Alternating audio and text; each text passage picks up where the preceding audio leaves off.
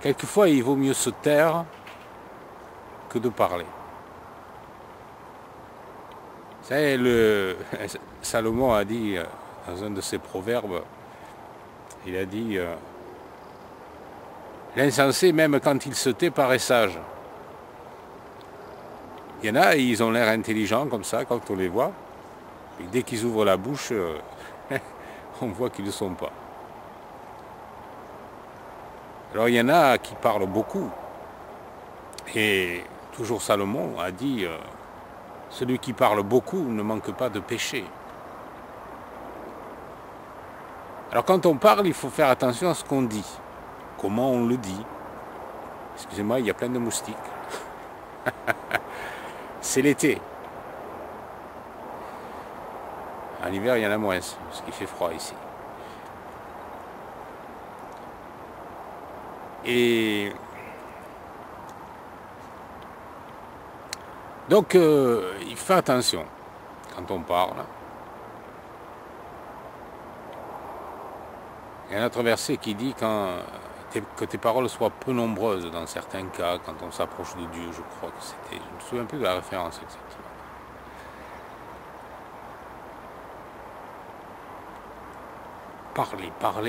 Parler, et souvent c'est parler pour rien dire. Alors vous allez souvent me voir faire ça avec tout. Je suis assailli par les moustiques. La semaine dernière, il n'y en avait pas autant. Ouais, ils se sont réveillés. Alors là, bon, ben, c'est ce que je fais en ce moment, quoi. Disons que c'est pas tout à fait pour rien dire quand même. C'est pour dire que, bon, il y a des gens qui parlent pour rien dire. Donc je dis quelque chose. Hein. Mais quelquefois, on n'a pas besoin de trop parler ou de parler du tout. Et il vaut mieux laisser parler le Seigneur aux gens. Parce que ce qui est bizarre, c'est que quelquefois on a des arguments, on se dit, bon, ils vont comprendre, c'est clair. Eh ben non.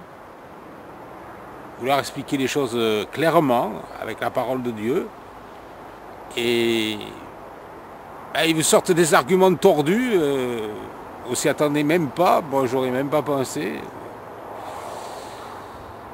Et non, ils ne comprennent pas. Ils comprennent pas. Ou alors ils ne veulent pas comprendre. Parce que c'est vrai qu'il y a des explications dans la Bible, quand elles ne correspondent pas à ce que les gens attendent, souvent ils les refusent pas parce que c'est pas logique, mais parce que ça implique un changement dans leur vie qui ne correspond pas à ce qu'ils veulent. Ce qu'ils ont appris, à ce à quoi ils sont habitués, à leurs traditions. Ça, les traditions, c'est difficile à changer. Ça ne se change pas comme ça en un jour, une tradition. La tradition, elle peut être stupide.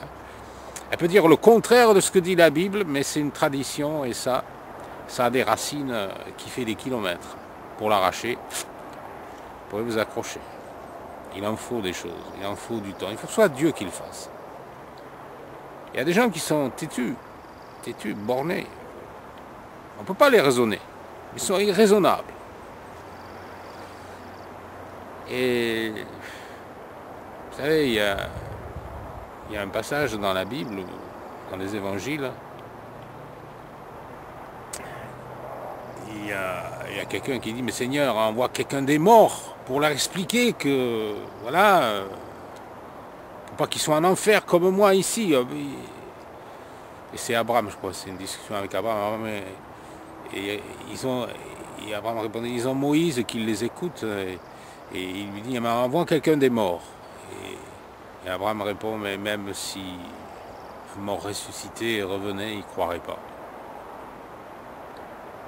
Et ça, Dieu le sait. Quand on voit à quel point les Israélites se sont révoltés dans le désert, après que Dieu ait fait tant de miracles devant leurs yeux, parce que maintenant, bon, il y a des gens qui ont des doutes, mais ils ne voient pas tout ce que les Israélites ont vu à cette époque-là.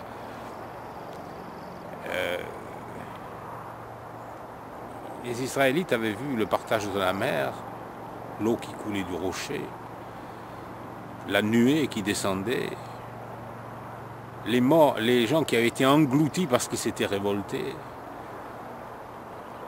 les miracles des 10 plaies d'Égypte.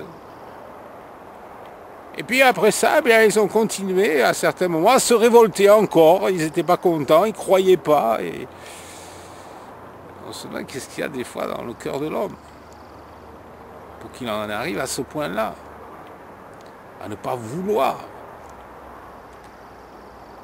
Alors, on vit un peu à la même époque. C'est vrai qu'on ne voit pas tous les miracles qu'ils voyaient, mais on a quand même la même nature. On peut montrer des arguments massus, c'est clair comme de l'eau de roche. On leur prouve par A plus B que, vous voyez, vous êtes trompés, vous n'avez pas fait exprès, mais vous êtes trompés. Non, non. Non, non. Non, moi, on ne veut pas. C'est comme ça, la nature humaine. Têtue. Aujourd'hui, si vous entendez sa voix, dit la Bible, n'endurcissez pas votre cœur. Comme lors de la révolte. Souvenez-vous de ce qui leur est arrivé. Souvenez-vous. Il est tombé, je crois que c'était 23 000 en un seul jour. Ça, c'est Paul qui dit ça, hein. C'est Paul, parce qu'il veut dire, ouais, c'était dans l'Ancien Testament.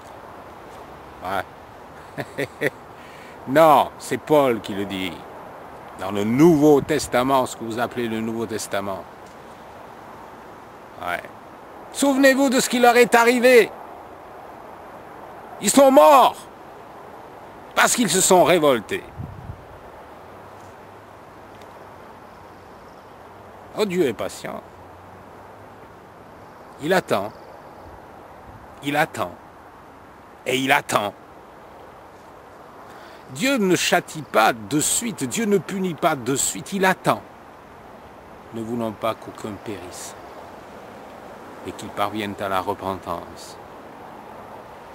À la connaissance du Seigneur Yeshua, Jésus-Christ, le Fils de Dieu qui est mort sur la croix pour nos péchés. Crois au Seigneur Jésus et tu seras sauvé. Et si tu ne crois pas, malheur à toi. Malheur à toi, tu es perdu.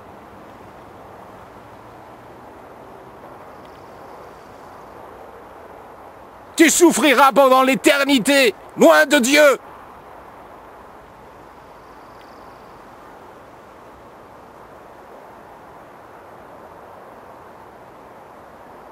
Mais si tu crois, de tout ton cœur, de toute ton âme, si tu demandes à Yeshua, à Jésus-Christ, le Fils de Dieu qui est mort sur la croix pour tes péchés, si tu lui dis, Seigneur, pardonne mes péchés, viens dans mon cœur et libère-moi de ce qui est mauvais en moi, donne-moi la force de vivre pour toi.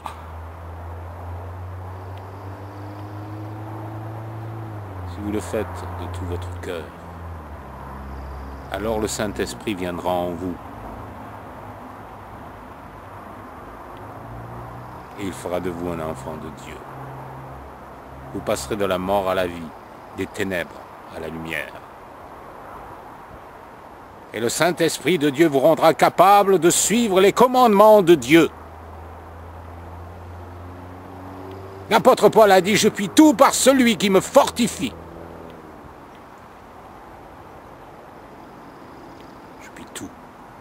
Tout. Même ce qui me paraît impossible, je peux le faire. Grâce à Yeshua, grâce à Jésus-Christ, en moi. Si quelqu'un est en Christ, dit la Bible, il est une nouvelle création. Les choses anciennes sont passées, voici, toutes choses sont devenues nouvelles. Vous devenez un nouvel homme, une nouvelle femme, une nouvelle création.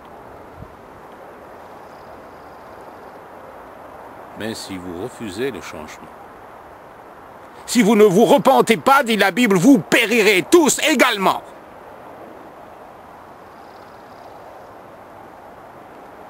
Dieu est saint.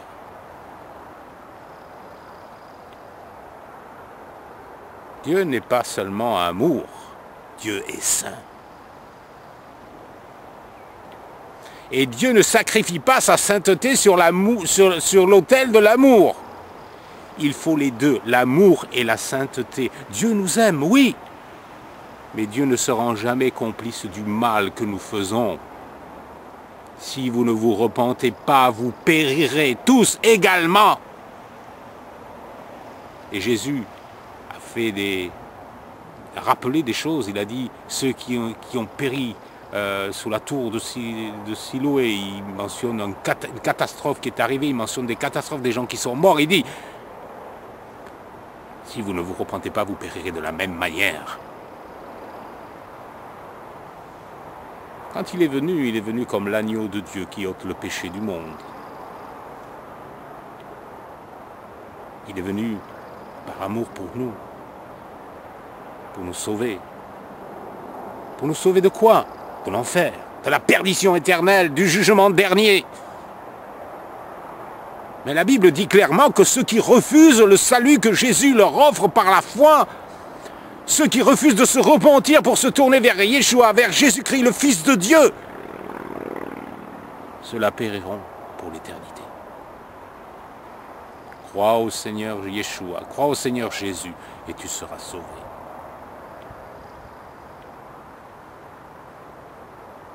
Toi et ta famille, avait dit Paul au geôlier. Bien sûr, il faut que la famille se convertisse aussi, évidemment. Sous-entendu.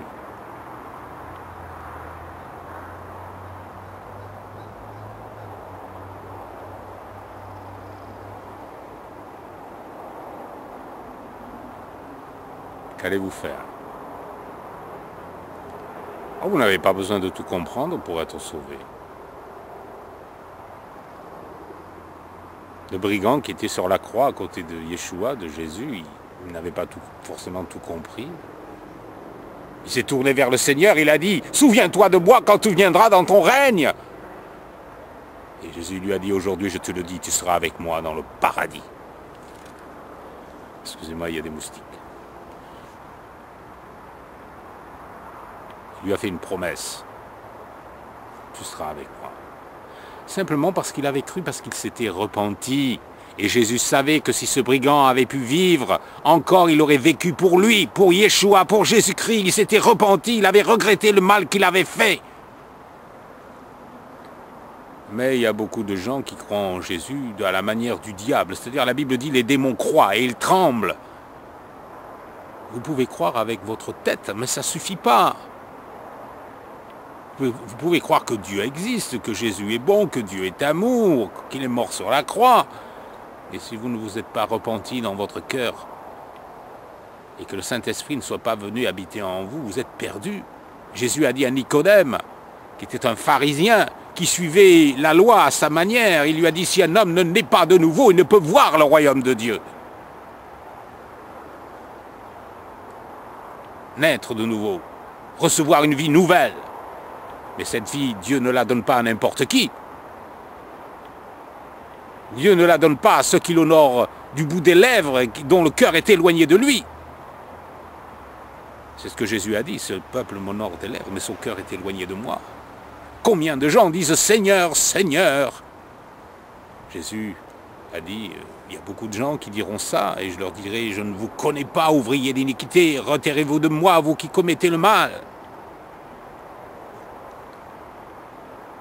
L'iniquité, le péché, la transgression de la loi de Dieu. Quand on vient à Jésus-Christ, à Yeshua, le Fils de Dieu, on s'humilie devant lui, on dit « Seigneur, je vais te suivre et faire ce que tu me dis dans ta parole, je vais suivre tes commandements et les observer. » C'est à cette condition-là que Jésus nous sauve. Il nous a sauvés pour des œuvres de justice que Dieu a préparées d'avance afin que nous les pratiquions. On n'est pas sauvé par ça. On n'est pas sauvé par la pratique des œuvres ou des observances de la loi. Non, ça ne sauve pas, ça. Mais si on ne le fait pas, on prouve qu'on n'est pas sauvé. Dieu a préparé des œuvres d'avance. Ce sont des œuvres de Moïse. L'observation de la loi, des commandements. Vous les connaissez, les 10 commandements? Honore ton père et ta mère. Tu ne commettras pas d'homicide, tu aimeras le Seigneur ton Dieu, tu aimeras ton prochain comme toi-même. Est-ce que ces choses-là ont été abolies? Est-ce que Jésus a dit qu'il ne fallait plus le faire parce qu'il est venu? Il a dit, il ne disparaîtra pas de la loi un seul iota, un seul trait de lettre, jusqu'à ce que tout soit arrivé. Et celui qui enseignera à les observer sera appelé grand dans le royaume des cieux. Mais celui qui enseignera à ne pas les observer, qui supprimera un de ses plus petits commandements, sera appelé un fils futile du royaume.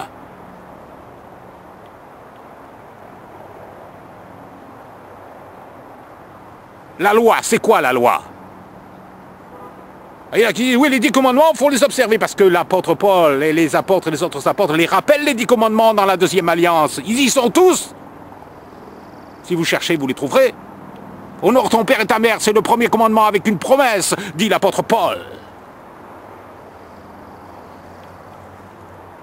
Puis il y en a qui vous disent, oui, ah, les 10 commandements, oui, mais pas le Shabbat. Ils sont allergiques au Shabbat. Non. Les disciples, ils se réunissaient le premier jour de la semaine. Alors là, ils prennent un verset dans les Actes pour rompre le pain. Alors, ils en ont déduit que rompre le pain, ça voulait dire prendre la Pâque, la Sainte Seine. D'où ça vient la Sainte Seine, tout ça? Je vous signale quand même que les Juifs, les premiers convertis, les premiers chrétiens, prenaient la Pâque une fois par an, pas toutes les semaines. Et quand ils se réunissaient le premier jour de la semaine pour rompre le pain, ça ne veut pas dire prendre la Pâque, ça veut dire prendre un repas en commun. Parce que le Shabbat, il existait toujours. Hein, quand les apôtres se sont réunis, là, et qu'ils ont dit, bon, on a jugé bon de ne pas leur imposer autre chose que les viandes sacrifiées de s'abstenir des animaux étouffés et du sang, enfin des choses comme ça. Je n'ai pas le verset en entier à l'esprit pour le moment. Parce que tous les Shabbats, Moïse leur est prêché. Donc on n'a pas besoin d'en rajouter davantage, ils vont l'entendre tous les Shabbats. Ils n'ont pas dit tous les dimanches, ils ont dit tous les Shabbats. Et ils parlaient pour les vrais croyants qui s'étaient convertis. Tous les Shabbats. Alors, un jour, il y a quelqu'un qui m'a dit, ouais, mais dans Hébreu, ils disent que le repos, c'est en Christ. Attendez, dans ce passage, l'auteur de l'épître fait une comparaison. Comparaison.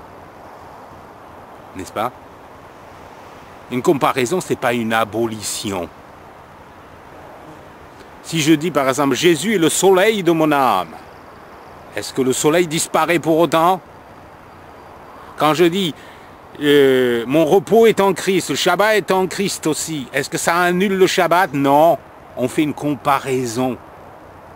On compare le Shabbat au repos en Christ, ça annule pas l'objet de la comparaison. C'est une comparaison, pas une abolition. Qui c'est qui a aboli le Shabbat? Pas les chrétiens, l'Église catholique romaine. Eh oui. Cherchez bien sur Internet. Alors maintenant, on a Internet, c'est bien. Il y en a des choses sur Internet. Avant, on ne savait pas, maintenant, on peut savoir. Oui. Ça a été aboli par l'Église catholique qui a décidé que le Shabbat, il ne fallait plus le faire. Et je vous signale quand même que les églises évangéliques, qui se disent « nous sommes comme les premiers chrétiens », sont issus de l'Église catholique. C'est-à-dire qu'il y a eu la réforme, Luther, qui a réformé certaines choses, mais pas tout. Il a gardé pas mal de choses de l'Église catholique, comme le baptême des enfants, tout ça, et puis d'autres choses aussi. Et puis de la réforme sont venues les églises évangéliques. Mais il y avait des baptistes qui gardaient le Shabbat. Eh oui. Shabbat. Ah, j'ai oublié le T. Ils gardaient le Shabbat. Et pourquoi l'ont-ils abandonné? Pourquoi? Soi-disant que les premiers chrétiens se réunissaient, je répète, le premier jour de la semaine pour rompre le pain. Mais rompre le pain, cette expression est employée dans plein d'autres endroits. Par exemple, quand Paul traverse, qu'il est prisonnier, qu'il est amené là sur le bateau, cherchez dans le livre des Actes, vous trouverez.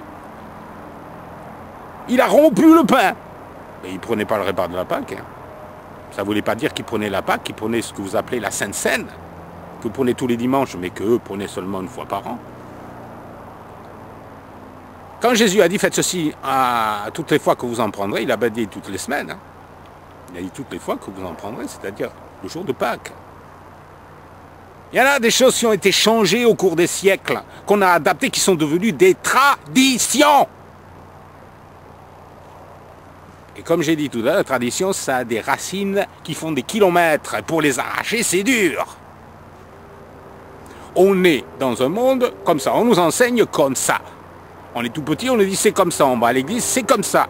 On n'entend que ça. Alors après, quand moi j'arrive derrière, je vous dis c'est pas ça, je vous dis bah, c'est un menteur. Oui, mais notre croyance, elle repose sur quoi? Sur la tradition des hommes ou sur la parole de Dieu?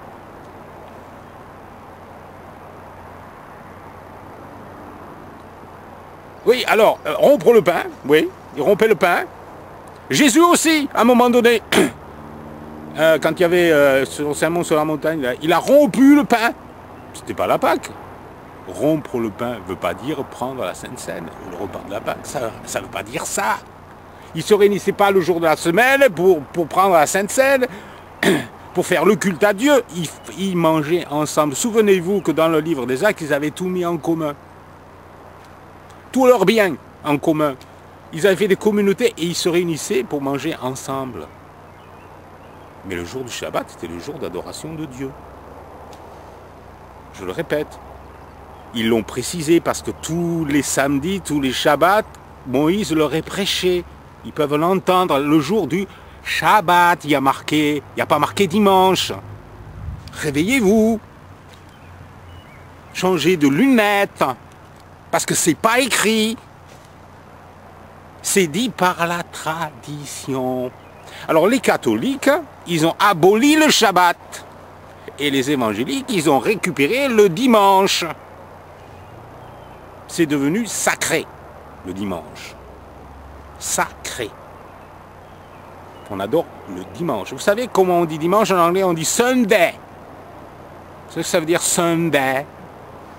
Jour du soleil. Et vous savez d'où ça vient?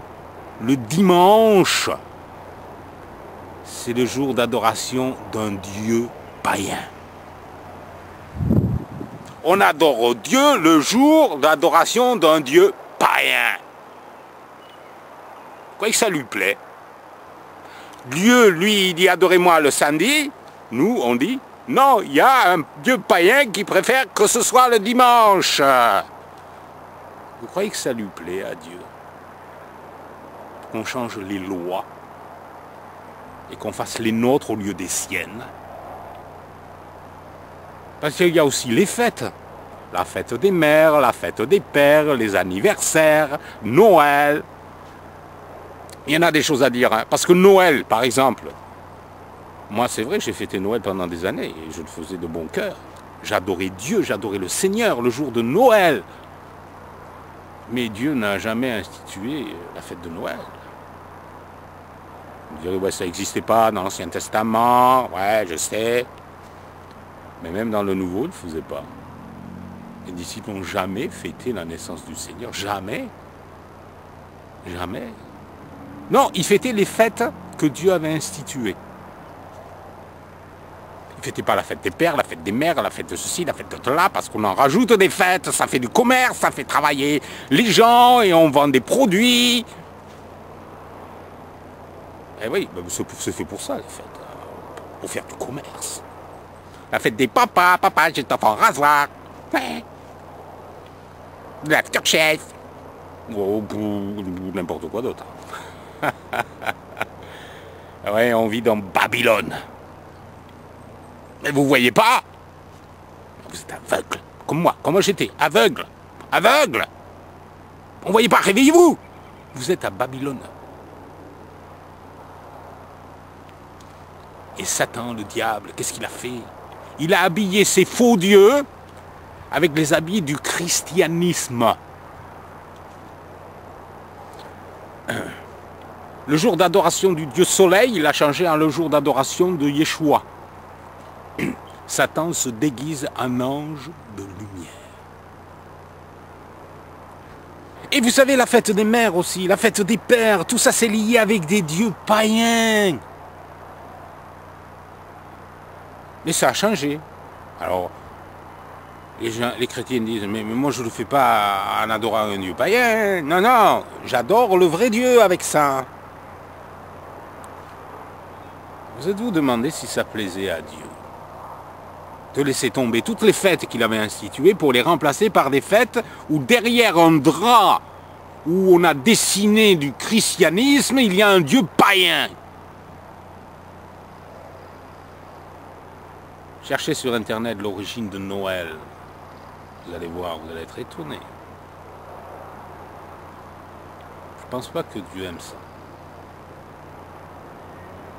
Évidemment, c'est pas faute de la plupart des gens qui font ça honnêtement, sincèrement et avec bonne foi, bon cœur. Ils veulent honorer Dieu en fêtant Noël. Et sans le savoir, ils le déshonorent. Je sais que pour la plupart c'est sincère.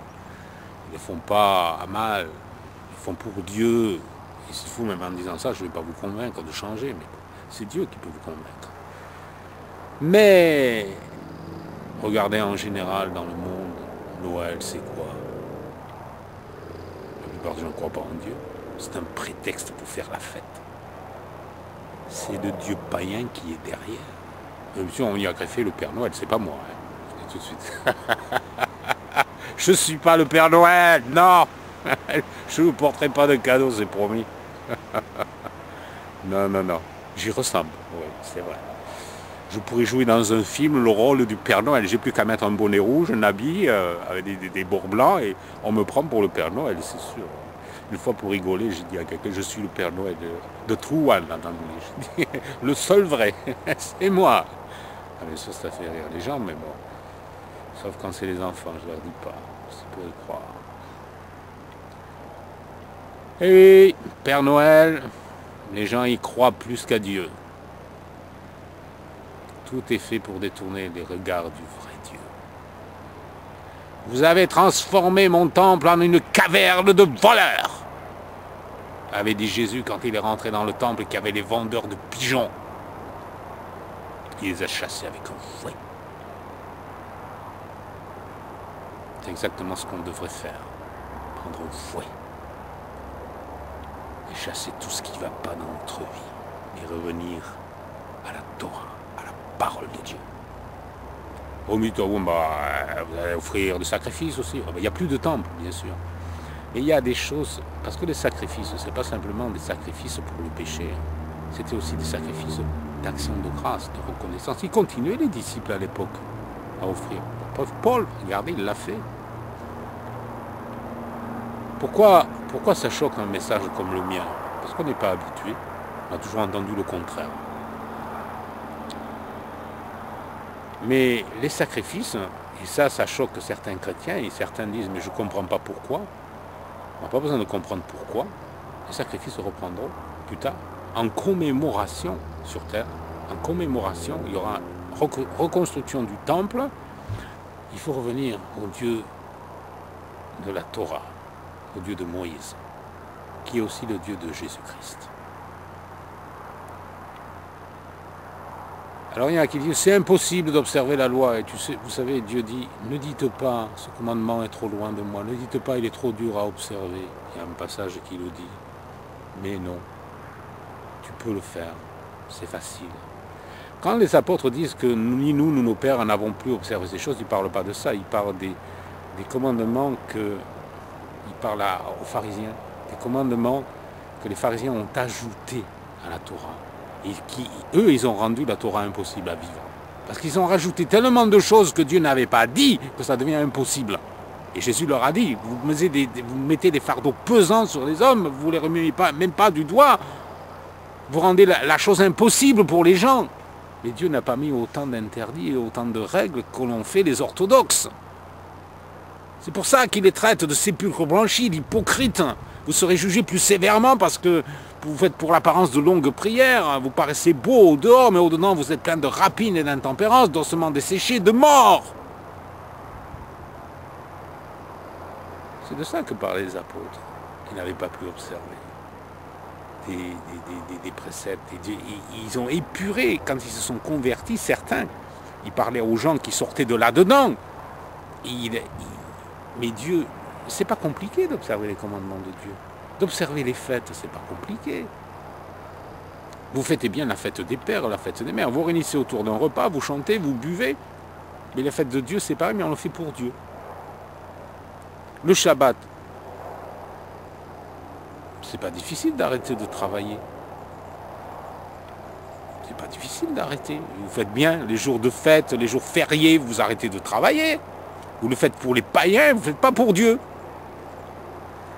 Parce que vous savez, le Shabbat, s'il avait été aboli, Jésus ne l'aurait pas dit en parlant des persécutions qui précéderont son retour, priez pour que ça n'arrive pas un jour de Shabbat. Il a dit ça. Donc si ça avait été aboli, il n'aurait pas dit priez pour que ça n'arrive pas un jour de Shabbat. Il n'aurait pas dit ça. Puisqu'il savait, lui, que le Shabbat aurait été aboli. C'est tout, Jésus. Hein? Pour le Shabbat, il savait que le Shabbat serait toujours là. Il n'aurait pas dit ça autrement. Mais soyez logique, réfléchissez, voyons. Fermez pas votre esprit. Dites pas, ah, il ne veut pas savoir.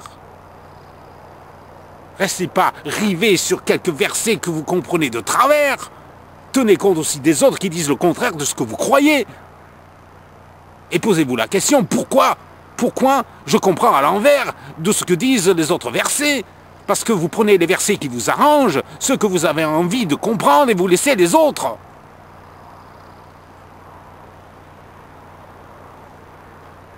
Réveillez-vous. Réveillez-vous avant qu'il soit trop tard.